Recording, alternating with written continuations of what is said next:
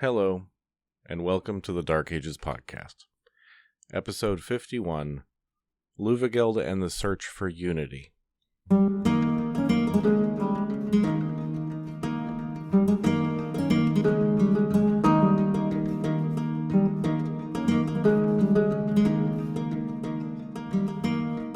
I'm as tired of saying it as I'm sure you all are of hearing it, but I'm sorry about the long absence. Again, there isn't much I can say except that I'm sorry. Life has thrown curveball after googly this year, and I have no confidence that it won't continue to do so. So, as always, we do our best with what we are given. That's apology number 1 out of the way, but I have another.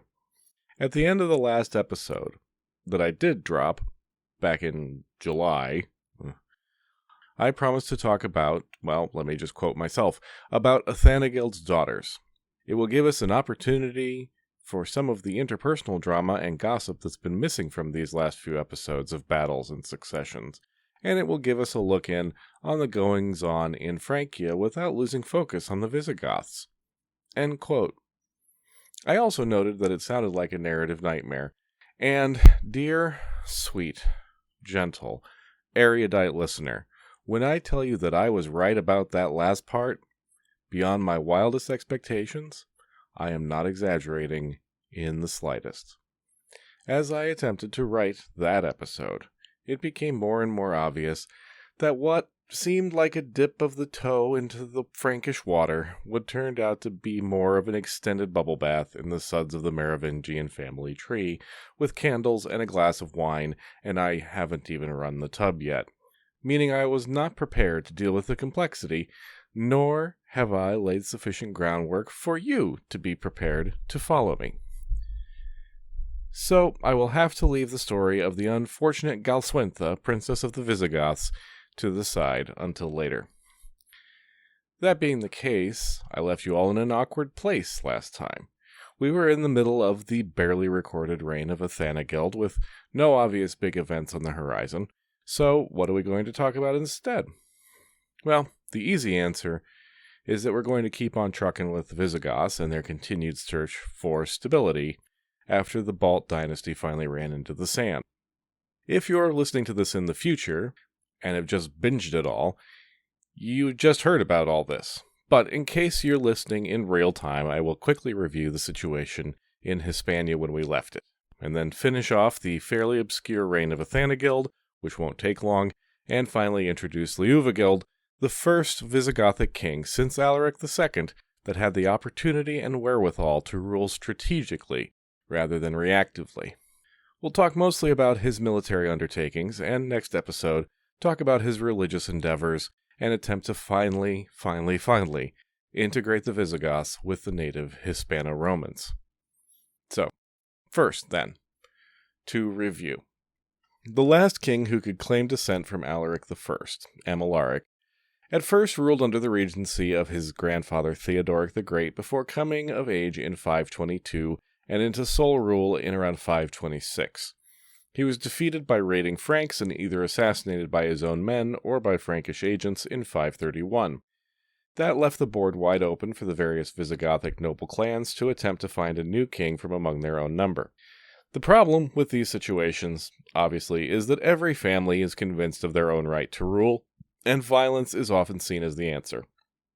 The Visigoths were able to stave off civil war for the moment by electing one of Theodoric's generals, who ruled relatively successfully until 548, but upon his death, the Visigothic elite entered a long period of dynastic struggle.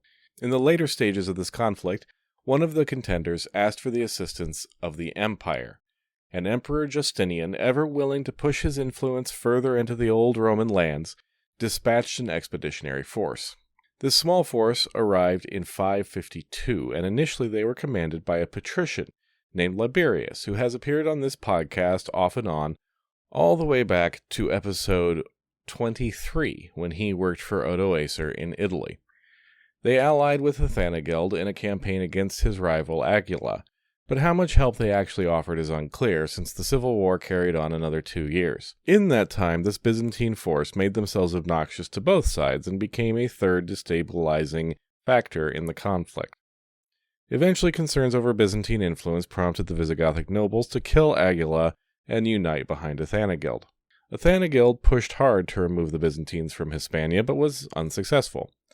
There are few details about these conflicts, but we have to assume that there was a more or less constant state of war along the edges of Byzantine territory. Their influence ran along the southern coast, from Medina Sidonia, which is just west of Gibraltar, all the way to Cartagena. Essentially, we're talking the rich olive oil-producing lands of Baetica, or at least the southern half of it. Historians are divided about how far inland the Byzantines extended their influence in these first few decades, whether it was far as Cordoba, for instance, but that kind of nitpicking is beyond our scope, I feel. The frontier moved in and out as fortunes waxed and waned. Most interesting to me is the shift in attitudes that becomes apparent with the arrival of these eastern invaders, because they were seen as just that, invaders, even by the non-Gothic, formerly Roman inhabitants of the region. Like Italy, Hispania had never been under the control of Constantinople, and these Greek-speaking parvenus were just as foreign as the Goths once had been.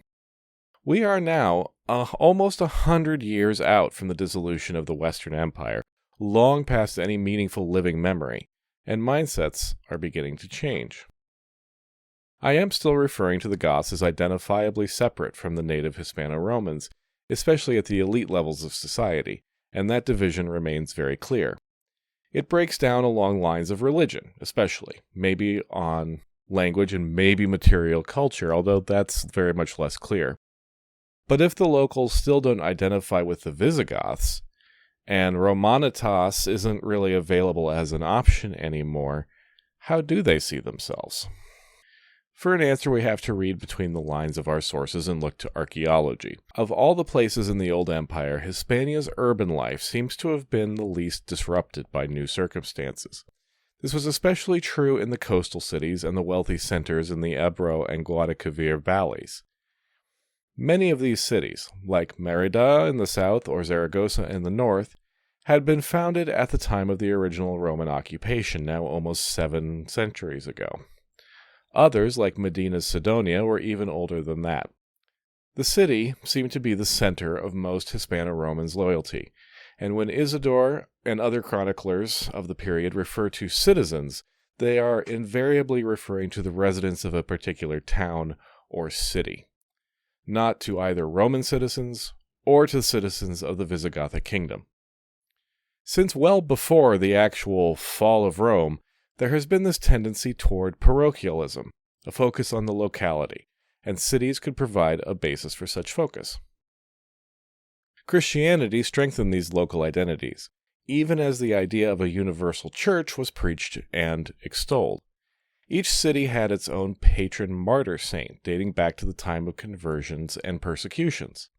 The stories of these martyrs were effectively the stories of the city's refounding on Christian lines, and the saints served as first citizens of the newly created city of God existing alongside the secular cities of man. For instance, veneration of Saint Eulalia in Merida or of Saint Vincent in Zaragoza replaced the civic religion of Roman paganism, and church building and processions became the expressions of unity and faith for the communities that lived under their own saints' protection. Isidore even credits Aguila's misfortunes to the punishment of Saint Escliscus of Cordoba. The centrality of Christian worship naturally enhanced the prestige of bishops. I haven't really related much about this, but huge swaths of the chronicles that I'm working from are taken up with the succession and activities of bishops. I haven't troubled you with it since it's intensely parochial and often confusing, but it is there, and bishops were as much leaders of their cities as were the local councils of elites or a count who represented the king's interest or whoever the other secular authorities were. It's also notable that bishops at this time, more often than not, have Latin names, while kings and generals have Germanic ones. The Byzantine armies who landed on the southern shores of Hispania may have thought of themselves as restorers of the Roman Empire. Their emperor certainly did, but found that the locals were not particularly keen on such a restoration.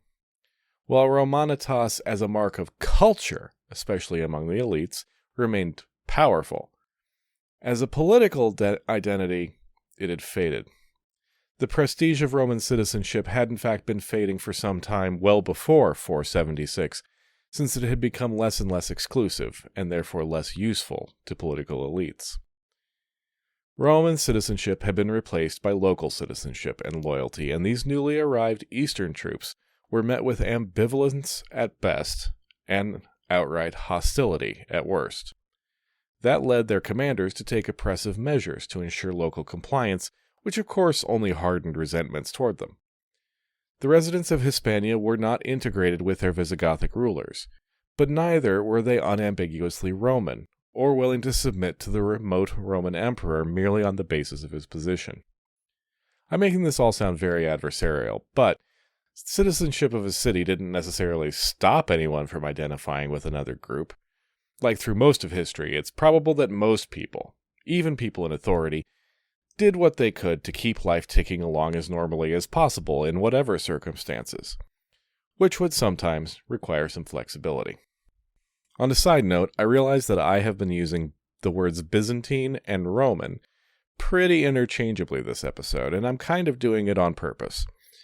Internally, of course, the Eastern Empire never stopped referring to themselves as the Roman Empire, and there was indeed an unbroken continuity of government in Constantinople from its founding until its fall in 1453.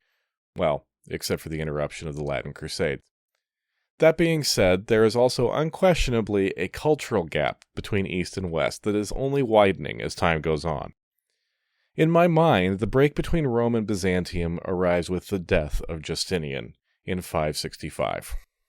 Justinian was the last emperor who had spoken Latin as his native language, and though it remained the language of administration for another 50 years, Greek was definitely on the upswing in the East. His great project, the Restauratio Imperii, was not taken up again by his successors, and the empire increasingly turned inward to its own religious controversies and eastward toward the threats of Persia and later Islam. So just as the culture and priorities of the Romans became ever more Byzantine, so will the nomenclature of this podcast. The Byzantines in Hispania refortified towns in their own idiom, built churches and new administrative buildings, and there was no arguing with their know-how. Nor were their intentions obscure. They meant to stay, even if it was just on the southeastern coast, and their presence was a constant threat to any Visigothic ruler. The last decade of Athanagild's life was spent attempting to extirpate this invader. It was an old story. The Visigoths could raid and ravage the countryside without much difficulty, but breaching fortified cities and towns was often beyond them. Time, supply issues, and the strength of Byzantine fortifications meant that while Athanagild and Aguila managed to retake much of the Guadalquivir Valley, the imperial province of Spania, with its capital at Malaga sometimes and Cartagena at other times, remained unextirpated. Athanagild based himself in Seville for his nearly continual campaigning, but not much else is known about the rest of his reign. Some efforts at a rapprochement with the Franks were made. Athanagild's 2 daughters were married to Frankish kings, though with mixed results. What few passing references there are to King Athanagild are generally uncomplimentary, but there simply isn't enough information available to us to make a definitive assessment of his leadership. Athanagild died in 567 or 568, about 2 years after Justinian. He was about 50 years old, and he had ruled the Visigoths for a fractious 13 years, but had managed that rarest of achievement of Visigothic kings, dying of natural causes. He died in Toledo, which with its central location was becoming an important city of the Visigothic kingdom, though not yet the official capital. Athanagild had no sons, and as mentioned, his daughters had been married into the Frankish royal houses, so once again dynastic ambiguity threatened civil war. Isidore gives us close to zero information about what happened next, noting only that there was an interregnum of 5 months. Other sources are no more helpful. That would have seemed to have been an opportune moment for the Romans to push to expand their influence, but no such campaign was mounted. Justinian himself had seemed disinclined to push the issue of Hispania too hard, and his successors were even less interested. The general consensus among historians is that the empire intended Hispania as a buffer between the newly reconquered African provinces and Visigoth aggression. The war in Italy had been long, grueling, and expensive, and there was little taste in Constantinople for more extended foreign adventures in the west. So the Visigoths were able to spend the time after Visigothic died to settle the succession problems without interference. At the end of these 5 mysterious months, a new king was elected from among the noble Visigoths. Named Liuva, he was elected at Narbonne, the first king to be crowned in Septimania since Amalaric. The northern crowning may be an indication that trouble with the Franks was flaring up again, and the fighting men needed to be close to where the action was. If that was the case, it may also have been a catalyst for the election taking place at all. In the face of a threat, a central leader was needed. We don't know anything at all about Liuva's life prior to his election. He based himself in Narbonne, further suggesting trouble in the north, and in 569 took the unprecedented step of dividing the realm with his brother, Liuvigild. Liuva remained in Septimania and dealt with whatever it was that needed dealing with up there, while Liuvigild set himself up in Toledo to run the southern and eastern parts of the kingdom. This seems to have worked well enough. If there were frictions, there wasn't time for them to wear down anything important. As Liuva died suddenly, in either 571 or 573, just 4 or 6 years as king. Leadership then of the whole Visigothic kingdom passed smoothly into Liuvigild's hands, and he shored up his legitimacy by marrying Athanagild's widow, a woman named Goswinth. It's a move we've seen a few times before, associating oneself with the previous dynasty through marriage. Compared to Athanagild, Liuvigild's reign is a whirlwind of activity, accomplishment, and other words that begin with A. The contrast is most likely thanks to the presence of a competent chronicler for him to rule, John of Biclaro. John's chronicle, as I believe I've noted earlier, was a continuation of another by Victor of Tonuna, and is effectively our only source for information on this period in Hispania. Athanagild was almost certainly at least as active as his successor. He just didn't have the good fortune of a committed publicist. That being said, Liuvigild's activity was undoubtedly effective, and if we're scoring based on results, then Liuvigild is way ahead of Athanagild on points. The most consistent and unsurprising pastime for the new king was war, and that would be for the entirety of his tenure. I frame these as defensive, and in the case of the Byzantines and the Franks, that's probably largely true. But let us not forget that the loyalty of a king's fighting men was assured by his ability to reward them, and to do that he needed a steady income in the form of spoils, which is a nice way of saying stuff taken from dead neighbors. Isidore, with his anti-Arian bias, frames Liuvigild's campaigns of expansion as motivated by base greed and ambition, and no doubt Liuvigild was ambitious. He mounted a campaign, whether expansionist, defensive, or punitive, in almost every single year of his 19-year reign. He started sole rule off by sacking the Roman-occupied towns of Baza and Malaga. This campaign passed through a mountainous territory called Orospeda, which is not firmly identified, but it was clearly an inland buffer territory between Byzantine and Visigothic lands, with local power structures independent of either of them. Several such territories existed in the frontier regions between the various powers of the peninsula. We have very minimal sources for how or if such territories were governed. They could have been a collection of relatively powerful or stubborn towns or fortresses, or they may have been linked by a confederation of some kind. Individual circumstances probably varied, of course. Some probably were loosely connected cities, others were centralized enough to issue their own coinage.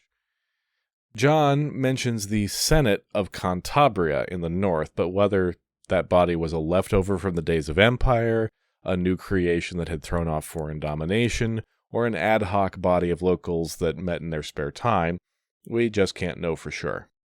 The information just isn't there, other than the clue that they are referred to as unitary entities by the chroniclers. Anyway, the sack of Baza and Malaga was followed the next year, 571, by the capture of Medina Sidonia, thanks to a cooperative local on the inside. Gains in the south continued with the capture of Cordoba, though in this case John of Biclaro tells us that it was in rebellion, not that it was occupied by the Romans.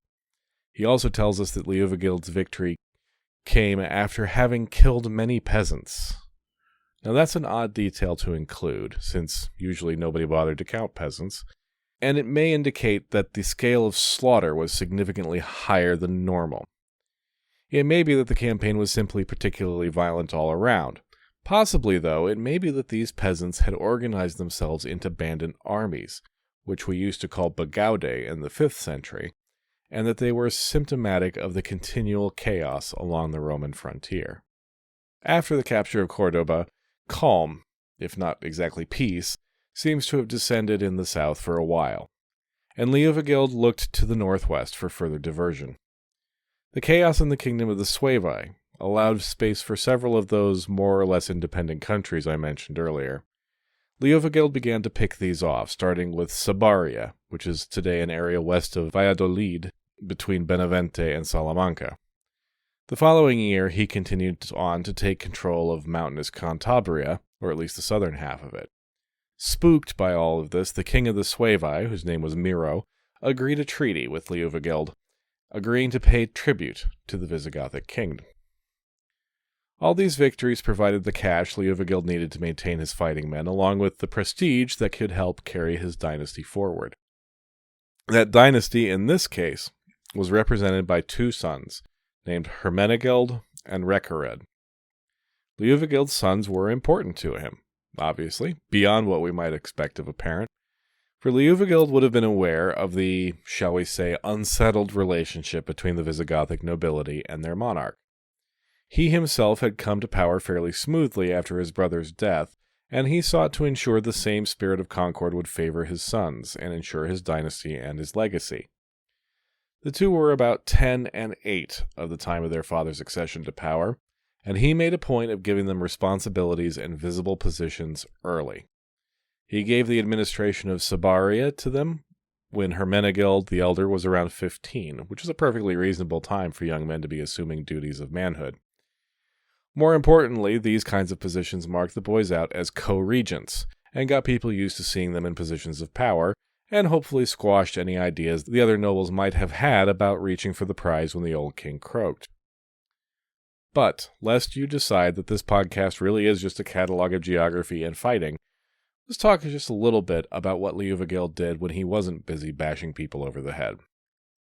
Because here, for the first time in a long while, probably since Uric, we have a Visigoth king who can capitalize on his military success.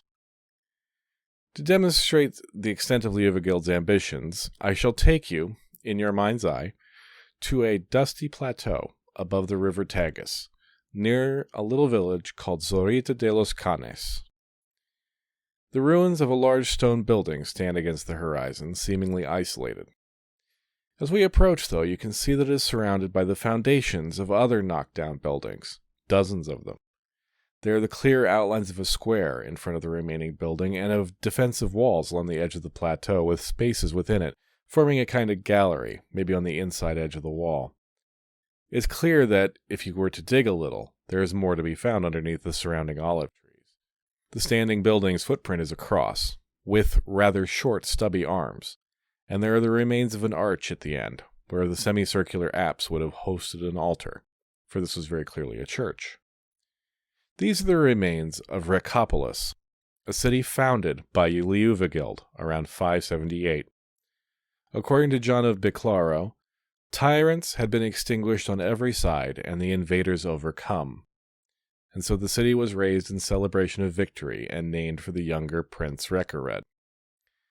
That is not to say that the Byzantines had been expelled, but that the last of those border states, or Ospeda in this case, had been brought to heel. Twice, actually, a conquest followed almost immediately by the vicious stomping of an uprising.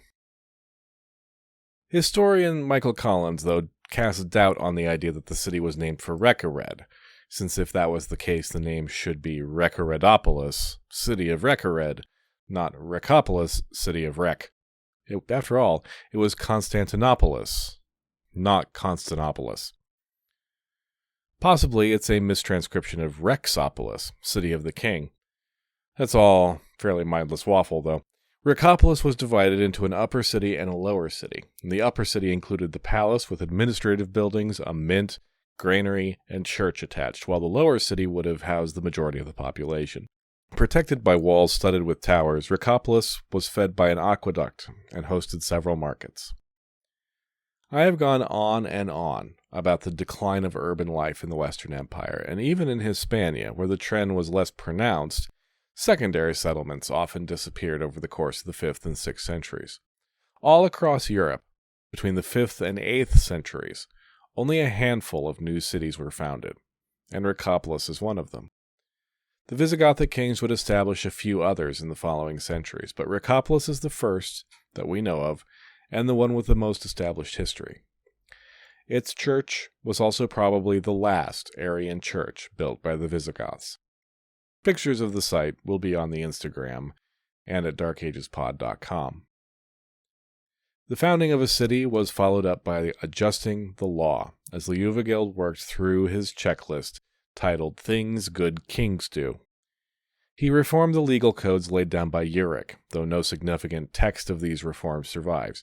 We do know, significantly, that a law forbidding the intermarriage of Goths and the native Hispano-Romans was done away with. Well, that's worth exploring a bit, isn't it? Why would he do that? I'm just thinking out loud here, but maybe it was because such marriages were already happening in defiance of the law and happening in enough numbers that Liuvigild just threw up his hands about it. Maybe, but I think there's something deeper at play. In spite of the constant warring against the Byzantines in the south, Liuvigild and his peers considered themselves the successors of the Western Empire, not its destroyers. That's evident from the fact that most Visigothic kings took the Roman name Flavius when they came to the throne, heavily associated with imperial power. Coins were minted in the style of the Western Empire, though with much less expertise. Latin remained the language of government, law, and learning, and the majority of the population. Separation between the old citizens and the Goths implied a situation that the Gothic kings did not want. They did not want to be seen as occupiers of Hispania, but as the natural leaders that carried on the tradition of the old empire. Whether the rest of the Gothic nobility felt the same way is debatable. We've already seen resistance to Romanization among the Ostrogothic elite in Italy. Marriage between Goth and non-Goth would allow for both cultural integration and acceptance, and for Gothic families to access the settled wealth of the agrarian economy much more directly than through taxation or expropriation. This decriminalization of mixed marriages is the first act by a Gothic king, Visi or Ostro, that seems aimed at erasing the barrier between barbarian and Roman. There was a stumbling block that stood right in the middle of the road to integration. And it was religion, obviously.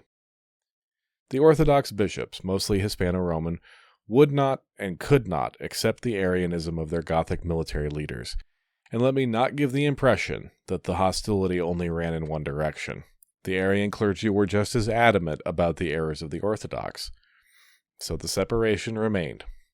On that checklist of his, there was one other item just begging to be crossed off. Ensure religious harmony. If he could bring political unity to the Visigoths, found cities, and make laws, surely Liuvigild could put together a religious consensus.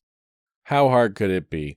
It was only a 300-year-old divide weighed down with all kinds of cultural and political baggage. Should be a cakewalk. We will talk about all the ways that it was not a cakewalk next time with the, possibly, tragic story of Liuvigild and his sons. Until then, thank you for listening, really. And an especially heartfelt and more than slightly guilty thank you to those of you who still support the show on Ko-fi.com. You can, as always, reach me through the contact page on darkagespod.com, on Threads or Instagram at darkagespod, or on Facebook. Until next time, take care.